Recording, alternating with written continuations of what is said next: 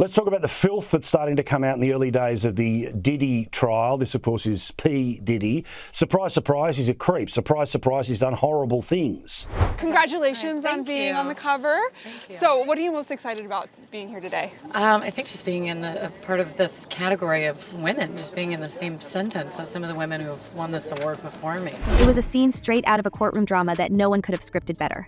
Jennifer Lawrence, the Oscar-winning actress beloved for her roles as fearless heroines, stepped onto a very different kind of stage, the witness stand. The world watched in stunned silence as she stood, poised yet visibly burdened, ready to take on a real-life adversary, Sean Diddy Combs. The stakes were high, and the tension was palpable. This wasn't just a legal battle. It was a fight for truth, justice, and accountability in the shadowy halls of Hollywood's elite. Dishonest, violent, horrible. A promiscuous swinger who lied to and cheated on multiple partners. Incredibly, that's how Sean Diddy Combs' own lawyers described the billionaire music mogul, currently facing serious trafficking charges in a New York court. As the cameras flashed outside the courthouse, Lawrence's testimony sent shockwaves through the media. Known for her unflinching roles in The Hunger Games and Silver Linings Playbook, this time she wasn't acting. She was recounting harrowing experiences that painted a grim picture of abuse and exploitation. Her voice, steady but laced with pain, described a pattern of behavior that had gone unchecked for too long. The courtroom felt less like a place of law and more like a battlefield, with Lawrence as a warrior taking on a titan of the entertainment industry. And while she was no stranger to the spotlight, this moment was different. This was raw, real, and unimaginably brave. And we understand for the cover you're interviewed by Oprah Winfrey. Yeah. What was it like? You went up to her place, right? Yeah, I went to her house, which was just insane. I left crying. I called my parents. It was life-changing. Her testimony was the crescendo of a media frenzy that had been building for weeks. Paparazzi scrambled for photos, reporters clamored for scoops, and social media lit up with hashtags in her support. The world couldn't look away. How had Hollywood's darling been drawn into the orbit of a man whose reputation was unraveling before the public's eyes? And more importantly, what dark secrets were about to be unveiled? But Lawrence wasn't the only one speaking out. Her accusations came on the heels of damning claims made by R&B singer Cassie, Diddy's former girlfriend. Cassie's testimony, which had already left the public in shock, described a nightmarish world of coercion and manipulation. She painted a chilling picture of freak-offs that became a cornerstone of Diddy's alleged reign of control. Text messages were read aloud in court, revealing the twisted dynamics of their relationship. Cassie's words cut deep. "I just wanted it to be over," she said, referring to the horrific encounters she endured to appease Diddy's demands. The court was shown surveillance footage from a Los Angeles hotel that left jurors visibly shaken. It depicted Diddy dragging Cassie by her hair, a moment that mirrored the trauma described in her lawsuit. Well, the things that I experienced with him were monster-like. That stuff almost destroyed my life. The parallels between Cassie's story and Lawrence's testimony were impossible to ignore. They pointed to a sinister pattern, one that extended far beyond a single victim. This wasn't just about personal grievances. It was about a system of power, privilege, and silence that had allowed such abuse to thrive in the shadows. The courtroom became a stage not just for justice, but for a reckoning with the dark underbelly of Hollywood itself. Behind the glitz and glamour, Hollywood's power structure was being exposed as a machine designed to protect its own. Insiders whispered about enablers, the managers, lawyers, and even fellow celebrities who turned a blind eye to the exploitation happening right under their noses. Rumors swirled about handlers, shadowy figures tasked with keeping the stars in line and ensuring their silence. It was an open secret that no one dared to confront, until now. The walls of secrecy were finally starting to crack. And then there was Oprah. Yes, the Oprah Winfrey. Her name emerged in whispered conversations and speculative headlines, tying her to Hollywood's elite network. While Oprah herself had not been accused of wrongdoing, her past associations with controversial figures like Harvey Weinstein and John DeDeis raised eyebrows. Critics questioned her silence on Diddy's alleged actions. Was it merely an oversight, or was there something more insidious at play? Could someone so revered in the public eye be complicit, even if indirectly, in the toxic culture of silence? The unanswered questions hung in the air, adding yet another layer of intrigue to an already explosive trial. Have y'all spoke after this? I'm gonna be honest with you.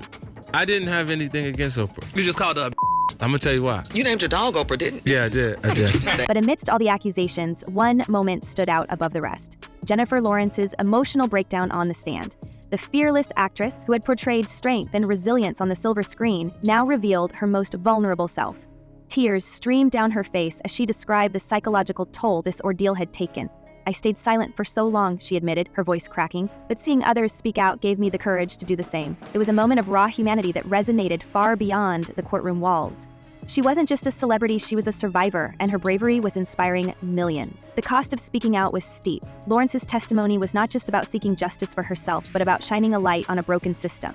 It was a call to arms for others who had suffered in silence. And though she was visibly shaken, she stood tall, embodying the strength and determination that had made her a star in the first place.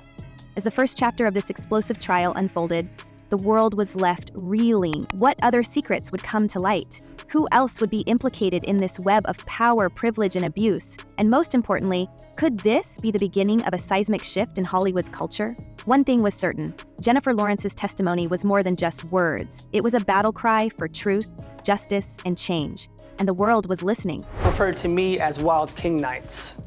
And what a Wild King Night was when him and a guest would go to a hotel room or be at his home, his bedroom, and they would have intimate gatherings.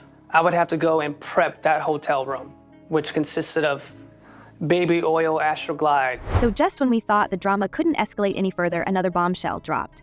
Cassie, whose groundbreaking testimony had already set the stage for this trial, returned to the stand, delivering revelations that left the courtroom gasping. Her voice, firm, yet tinged with the exhaustion of a decade-long ordeal, detailed moments that were almost too horrifying to imagine. She described being surveilled, threatened, and coerced at the height of her career. Every word she spoke painted a picture of a deeply tangled web of manipulation. From secret recordings to covert surveillance, it became clear that this was not just the story of one woman's trauma. It was the unveiling of a dark and pervasive culture that had operated in the shadows for years. The audience hung on every word, especially when Cassie revealed the details of a lawsuit she had filed in 2023, settled for a staggering $20 million. The suit had been a catalyst for others to come forward, exposing the alleged cycle of exploitation that had plagued Diddy's empire. It wasn't just about her anymore, it was about the dozens of women who had found their courage in the wake of her bravery. Cassie's words were a rallying cry, a beacon of hope for survivors everywhere.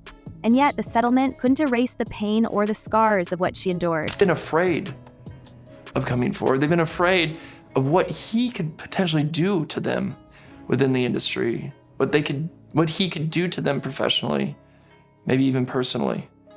And so yes, it's been a dark secret they've held on to for a very, very long time. Among the many women who stepped forward, one former employee revealed new details about the internal workings of Diddy's entourage. She alleged that young women were routinely recruited by intermediaries and brought into Diddy's sphere under the pretense of casting calls, networking events, or career opportunities.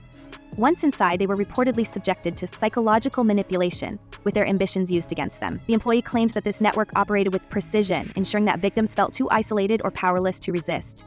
These accounts highlighted the level of coordination involved, underscoring how deeply ingrained this behavior was within his empire. Cassie's courage opened the floodgates for others to share their stories. Among them was a former model who alleged she was lured into Diddy's social circle with promises of professional opportunities. She described being coerced into attending private gatherings where the atmosphere shifted from glamorous to oppressive. Accounts revealed a systematic pattern of targeting ambitious young women, isolating them, and exploiting their aspirations. Those who attempted to resist found themselves blacklisted from industry opportunities, with their reputations quietly undermined. I thought he was this clean businessman who rose to the top because he was such a powerful and smart, educated man. I had no idea that he had this other side to him. And when I started to get exposed to his lifestyle, I started to really realize, this guy has an addiction. It's not just, once every few weeks, it's every day, every hour. Another troubling account came from a former creative collaborator who worked on several of Diddy's projects. She alleged that women were often treated as disposable, brought into his circle for a short time, and discarded once they were no longer seen as useful. Reports indicated a pattern of emotional manipulation, where promises of mentorship or creative partnerships were dangled, but never fulfilled. This collaborator described a culture of fear and secrecy, where staff members were discouraged from asking questions or intervening, knowing they could face retaliation if they crossed any boundaries. But the revelations didn't stop there. The term freak-offs, which had already become synonymous with this trial, took on a new layer of meaning as more details emerged. These secretive gatherings, shrouded in mystery and allegedly orchestrated with chilling precision, were described in horrifying clarity.